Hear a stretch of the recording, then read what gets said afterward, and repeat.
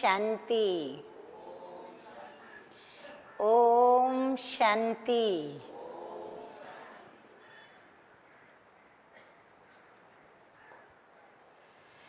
हम सभी यह अच्छी तरह से जानते हैं कि जैसे हमें जन्म देने वाले इस शरीर के माता पिता, जिन्हें हम हद के माता पिता या लौकिक माता पिता कहते हैं, ऐसे ही हम सर्व के ऊपर एक ईश्वर है, भगवान है, खुदा है, परमेश्वर है, परम पिता परमात्मा है, जिसे हम अपनी आत्माओं का माता पिता कहते हैं। और हमें यह भी अच्छी तरह पता है,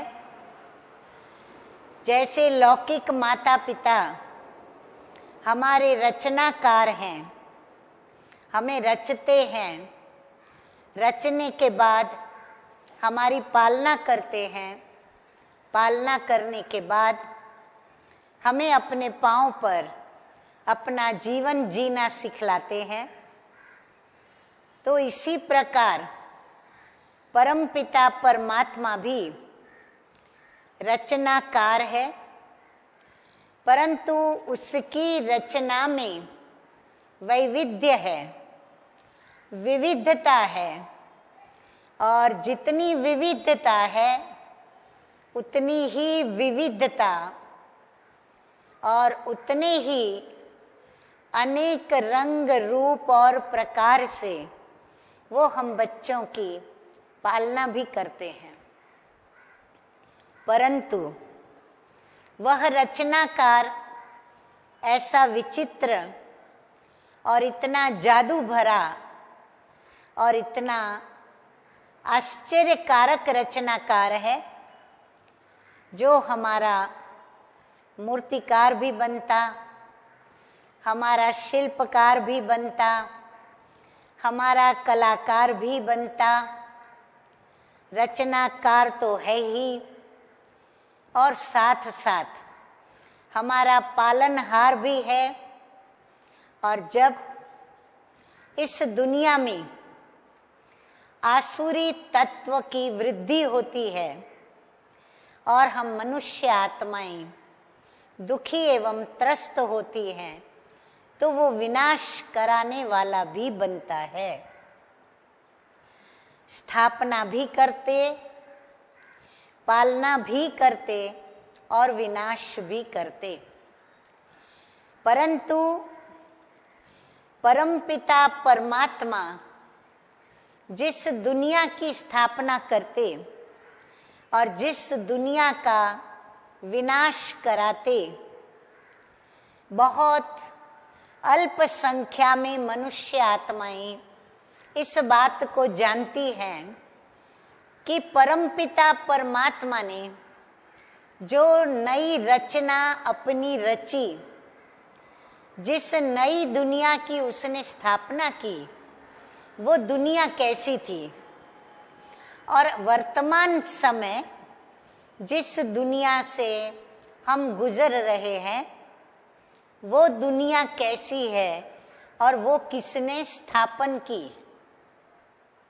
परमात्मा ने जो दुनिया स्थापन की, क्या हम ऐसा कहेंगे कि यह जो आसुरी तत्वों से भरी हुई, अनेक दुख दर्दों से भरी हुई, अनेक भ्रष्ट आचरणों से भरी हुई, अनेक व्यभिचारों से भरी हुई, अनेक अत्याचारों से ग्रसित, और प्रत्येक मनुष्य आत्मा जहाँ दुखी है, अशांत है, कल्पांत कर रही है, रो रही है, प्रभु को पुकार रही है, क्या परमपिता परमात्मा ने हम बच्चों के लिए, अर्थात उसने अपने बच्चों के लिए क्या ये दुनिया बनाई? क्या हमारा विवेक इस बात को मानने के लिए तैयार है कि हाँ, प्रभु ने ये ऐसी दुनिया बनाई, तो ये दुनिया कोई अभी तो नहीं बनाई है। जो दुनिया में हम जी रहे हैं वह तो युगों से चलती आ रही है। अभी कहते हैं घोर कलयुग आ गया, तो घोर कलयुग के पहले कलयुग साधारण, उसके पहले क्या था, तो भाई द्वापर युग था। उसके पहले क्या था, त्रेता युग था। उसके पहले क्या था, सतयुग था। सतयुग के पहले क्या था, शायद ही कोई उसका जवाब दे पाए। परंतु हाँ, शास्त्र हमें इतना जरूर बतलाते हैं कि सतयुग, त्रेता युग, द्वापर युग और कलयुग, इन चारों ही युगों का मिला करके एक कल्प होता है, और उस कल्प के अंदर प्रभु का अवतरण होता है। अब प्रभु कितनी बार अवतरित होते हैं वो फिर हरेक शास्त्र के अंदर और हरेक ऋषि मुनियों ने और हरेक दर्शन शास्त्र के तत्ववेत्ताओं ने अपनी अपनी बात बताई है।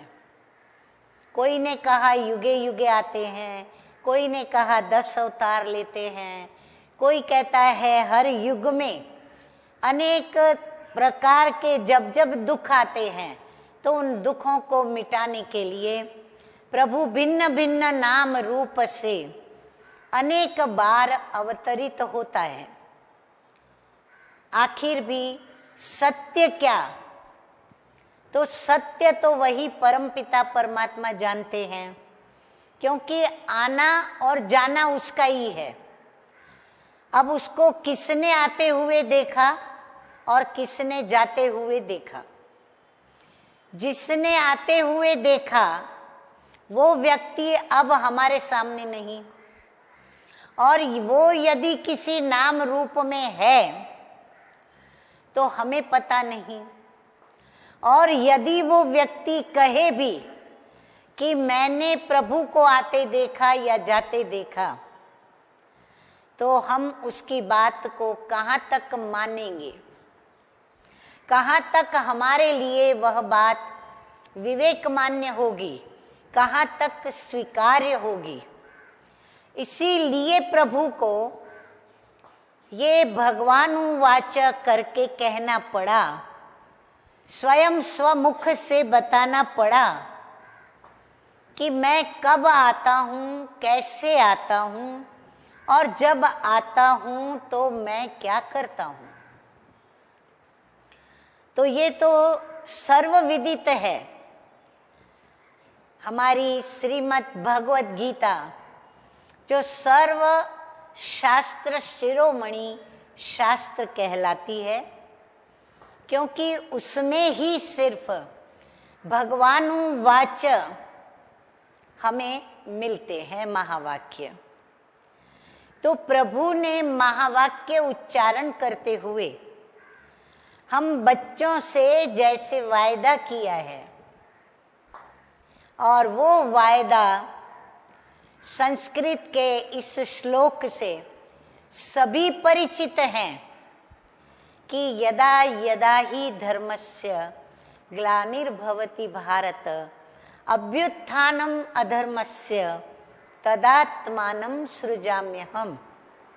जिसका सरल शब्दों में यदि अर्थ देखें तो अर्थ भाव यह है कि जब जब सृष्टि के ऊपर धर्म की ग्लानि होती है, अधर्म की बोलबाला होती है, अर्थात जो सत्य धर्म थे वो असत धर्म में, अधर्म में परिवर्तित होते हैं, तब तब साधु पुरुषों के रक्षण के लिए, साधु पुरुष माना जो देह से साधु बनते हैं वो साधु नहीं, लेकिन जो अच्छी आत्माएं हैं, श्रेष्ठ आत्माएं हैं, कुछ इस जगत के अंदर पाप कर्म नहीं करती हैं,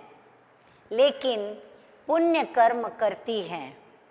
ऐसी पुण्यात्माएं कुछ ऐसी आत्माओं के रक्षण हेतु परमात्मा सृष्टि पर आते हैं और आकर के क्या करते हैं?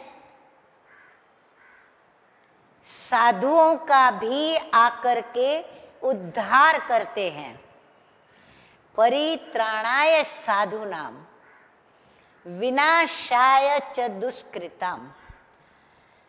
विनाश के कर्तव्य को करने के लिए। अब विनाश किसी का कब करना होता है?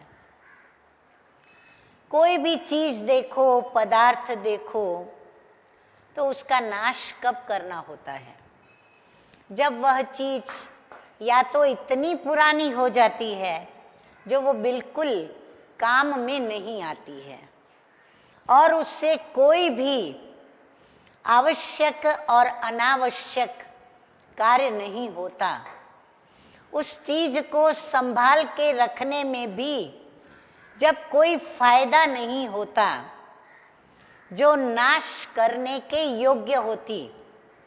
जैसे इस शरीर से आत्मा यदि निकल जाती है तो ये शरीर भी नाकाम हो जाता, कोई काम का नहीं रहता।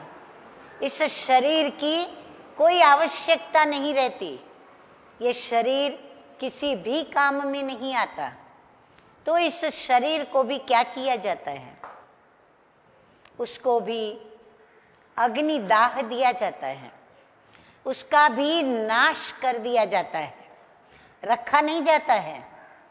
रखने से वह सड़ता है, दुर्गंध मारने लगता है। इसीलिए जितना हो सके उसका जल्दी नाश किया जाता है, नहीं तो उसकी दुर्गंध वातावरण के अंदर फैल करके कई दुष्परिणाम ला सकती है। ठीक उसी प्रकार से जो भी विनाशी चीजें, पदार्थ और वस्तुएं हैं, उनका नाश होना अति आवश्यक है। परंतु साथ साथ इस संसार के अंदर मनुष्य आत्माओं के कर्मों में जो गिरावट आती है, उनके संस्कारों के अंदर जो कुरीतियां, कुरिवाज, कुकर्म, दुर्गुण या दुष्ट वृत्तियां, दुष्ट शक्तियां, जो शक्तियां, अवगुण या दुष्ट तत्व अन्य आत्माओं को जब त्रस्त करने लगते हैं, उनको सताने लगते हैं और धीरे धीरे पूरे विश्व के अंदर वो पूरे वातावरण को और उस वातावरण में जो भी मनुष्य आत्माएं अपना जीवन जी रही हैं, उनके जीवन को वो दुखी, अशांत, अशुद्ध, अपवित्र, उदास, निराश और जीने के काबिल नहीं रखते। यहाँ तक कि जो धर्म जिस मनुष्य आत्माओं की चढ़ती का, उन्नति का, प्रगति का, सुख, शांति और आनंद का साधन बनता है, जो धर्म श्रेष्ठ कर्म करना सिखलाता है, जो धर्म प्रभु के समीप ले जाता है, जो धर्म सर्व को एकता के सूत्र में बांधता है, जो धर्म प्रभु से संबंध जोड़कर और भाई भाई की वृत्ति, दृष्टि पैदा कराता है, चाहे फिर वो किसी भी धर्म, जाति, भाषा वाले हो, लेकिन एकता के सूत्र में विश्व बंधुत्व की भावना में, भाई भाई की दृष्टि में जो बांधता है, वो धर्म भी जब अधर्म हो जाता है, असत्य होने लगता है उसके अंदर भी, न सिर्फ धर्म के अंदर लेकिन धर्म के ठेकेदारों में भी, धर्म के जो भी वक्ताएं प्रवक्ताएं या धर्म के नाम पर जो भी प्रवृत्ति करने वाले या ये दावा करने वाले कि हम इस जगत के अंदर परिवर्तन लाएंगे, जब उनके अंदर भी यह प्रवृत्तियां प्रवेश कर लेती हैं, जिसे दुष्प्रवृत्तियां कहें, जो प्रवृत्ति अनुचित प्रवृत्ति है, अयोग्य प्रवृत्ति है, जो उनकी क्षमता की प्रवृत्ति नहीं, जो उन्हें करनी नहीं चाहिए, जब ऐसी प्रवृत्ति वह धार्मिक आत्माएं भी करने लगती हैं और उन धार्मिक आत्माओं को जो भी सुनने वाले होते हैं, उनको फॉलो करने वाले होते हैं या उन धर्म के शास्त्रों को पढ़ने वाले होते हैं, जब उनको पढ़ते हैं, सुनते हैं, उनकी चलन को देखते हैं, तो उनके संग के रंग में वह भी वैसे करने लगते हैं, तब इस सृष्टि के ऊपर घोर अंधकार छा जाता है और वो अंधकार असत्य धर्म का अंधकार होता है। और ऐसी असत्य वाली दुनिया, जिसको हम पुरानी दुनिया कहें या ये दुनिया रूपी मकान पुराना कहें, जब ये पुराना मकान बनता है यहाँ तक कि वो जर्जरित अवस्था को प्राप्त होता है, यहाँ से उसका रिनोवेशन करें तो यहाँ खराब हो, यहाँ से रिनोवेशन करें तो वहाँ खराब हो, कहीं से भी उसको रिपेयर नहीं कर सकते। जब भी चारों तरफ से सभी हैंड्स अप करते और तब उस परम पिता परमात्मा को इस सृष्टि पर आना पड़ता है।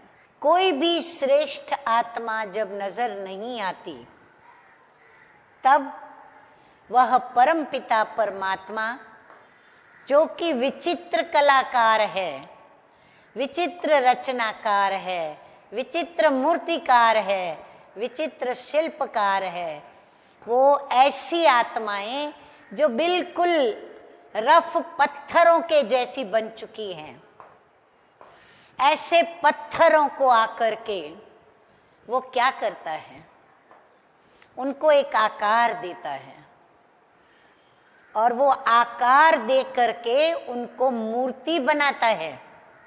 और वो मूर्ति भी कैसी, जो मूर्तियां मंदिरों में गाई जाती हैं, पूजी जाती हैं, प्रस्थापित की जाती हैं, ऐसी सुंदर पूज्यनीय मूर्तियां वो बनाना फिर से शुरू करता है, क्योंकि वो ऊंचे ते ऊंचा है, वो श्रेष्ठ ते श्रेष्ठ है। तो स्वाभाविक कलाकार यदि ऊंचे ते ऊंचा है, श्रेष्ठ ते श्रेष्ठ है, तो वो जो अपनी कलाकृति तैयार करेगा वो वैसी ही ऊंचे ते ऊंची करेगा, श्रेष्ठ ते श्रेष्ठ करेगा। तो परम पिता परमात्मा है परम पवित्र, श्रेष्ठ ते श्रेष्ठ, सुखदाता, शांति दाता, आनंद दाता, प्रेम का सागर, रहम का सागर। तो जरूर वह सृष्टि जो बनाएगा या मूर्तियां जो तैयार करेगा, वो कैसी करेगा? श्रेष्ठ कृति रचेगा, श्रेष्ठ आकृति होगी उसकी, और वह श्रेष्ठ आकृति परमात्मा के संस्कार और संस्कृति को प्रत्यक्ष करेगी। तो वो समय वर्तमान चल रहा है। प्रभु अपने वायदे अनुसार इस सृष्टि पर अवतरित होकर फिर से हम जो पत्थर बन के रास्ते में पड़े हैं, दर दर की ठोकरें खा रहे हैं, या फिर हमें लोग ठोकर लगाते हुए जा रहे हैं, कर्म, चरित्र, श्रेष्ठता, धर्म, ये सब ठोकरें मार के आगे बढ़ रहे हैं, क्योंकि हम उनके पात्र नहीं रहे।